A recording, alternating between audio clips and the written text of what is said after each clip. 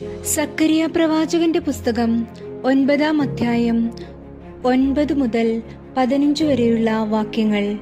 സക്കറിയ പ്രവാചകന്റെ പുസ്തകം 9 മുതൽ 15 വരെയുള്ള തിരുവചനങ്ങൾ. സിയോൻ പുത്രിയെ ഉച്ചത്തിൽ ഘോഷിച്ചാനന്ദിക്ക, യെരൂശലേം പുത്രിയെ ആർപ്പിടുക. ഇതാ നിന്റെ രാജാവ് നിന്റെ അടുക്കൽ വരുന്നു. അവൻ നീതിമാനും ജയശാലിയും താഴ്മയുള്ളവനുമായി കഴുതപ്പുറത്തും പെൺകഴുതയുടെ കുട്ടിയായ ചെറു കഴുതപ്പുറത്തും കയറി വരുന്നു. ഞാൻ എഫ്രൈമിൽ നിന്ന് രഥത്തെയും യെരൂശലേമിൽ നിന്ന് കുതിരയെയും ഛേദിച്ചു കളയും. പടവില്ലും ഒടിഞ്ഞുപോകും. അവൻ ജാതികളോട് സമാധാനം കൽപ്പിക്കും. അവന്റെ ആധിപത്യം സമുദ്രം മുതൽ സമുദ്രം വരെയും നദി മുതൽ ഭൂമിയുടെ അറ്റങ്ങളോളം ആയിരിക്കും.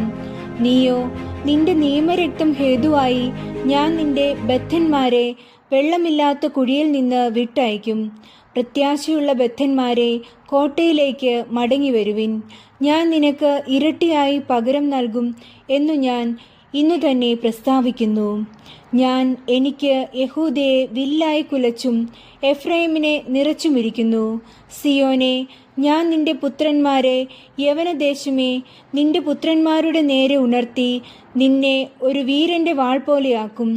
യഹോവ അവർക്കു മീതെ പ്രത്യക്ഷനാകും. അവന്റെ അസ്ത്രം മിന്നൽ പോലെ പുറപ്പെടും. യഹോവയായ കർത്താവ് കാഹളമൂതി തെക്കൻ ചുഴലിക്കാറ്റുകളിൽ വരും.